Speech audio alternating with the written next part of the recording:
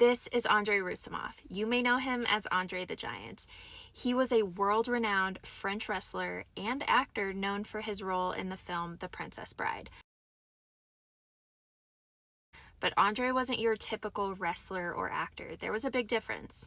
No pun intended. And I say that because Andre was 7'4" and 500 pounds. And while his size made him unique and most likely contributed to his overall success, it also contributed to his untimely death, which happened this week 32 years ago. Hello, my name is Stacy. I'm a paramedic and EMS instructor, and I'm also the creator of the series called Celebrity Deaths and EMS Perspective. As an educator, I'm always looking for different and unique ways of delivering education, and although all of these high-profile cases are extremely unfortunate and at times devastating, I truly believe as EMS clinicians and providers, we can learn from all of them. Andre was born at a whopping 13 pounds to his Polish mother, who, by the way, through my research, I found out was around 5'2". His dad was around 6'2", which isn't short, but it certainly isn't 7'4". So you might ask, did his mom have gestational diabetes or have something going on that contributed to his excessive birth weight?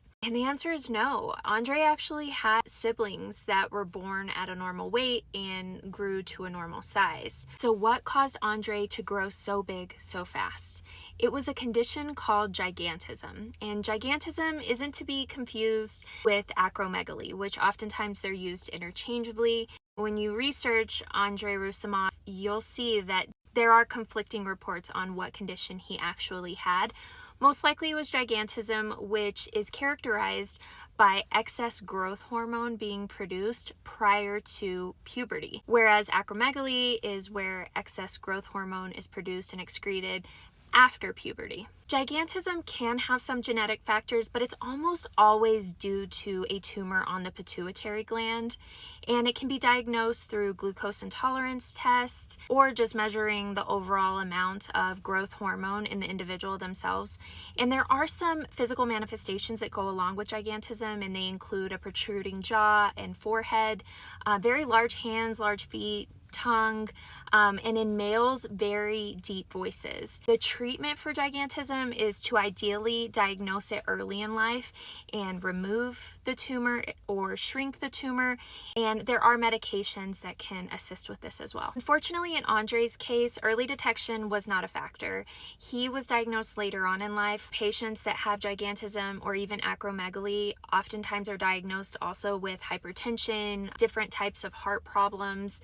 They could have arthritis, sleep apnea, and diabetes. Because Andre was diagnosed later in life, the excess hormones had already begun to wreak havoc on his health and his body, and he was alerted to this in his younger years. He was reportedly given a life expectancy of 40 years old. And it was reported that Andre did drink in excess, and if we think about the different effects of alcohol on people of different sizes, you might have someone who is of a smaller size, or perhaps they hardly ever drink. They may feel the effects of alcohol 1 or 2 drinks in, whereas someone who's a bit bigger or maybe has more of a tolerance for alcohol, they may not feel it till 3 or 4 drinks in. It was reported that Andre could have over 100 cans of 12-ounce beers in one day. This did not contribute well to an already dire situation. And unfortunately, in 1993, Andre was found deceased in his hotel in Paris. The cause of death was ruled congestive heart failure. As for the EMS perspective, acromegaly and gigantism are hardly mentioned in EMS literature, and that's most likely because we focus on immediate life threats and pre-hospital care.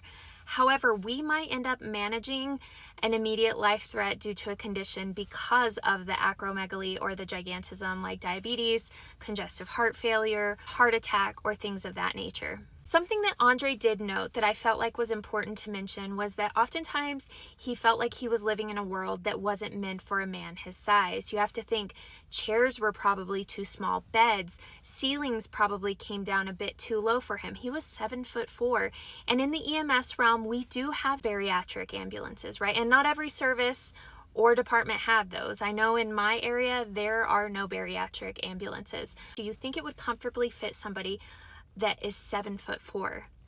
Most likely not comfortably, and most likely not safely. Although this isn't something common in the pre-hospital setting, if we do know the patient's size and weight ahead of time, we might be able to accommodate with a somewhat bigger ambulance. Andre will be forever remembered as a giving, kind, humble man who had so much love for his daughter, his family, his friends, his animals. And he won't only be memorialized in the films that he was in, but in the hearts of those who loved him.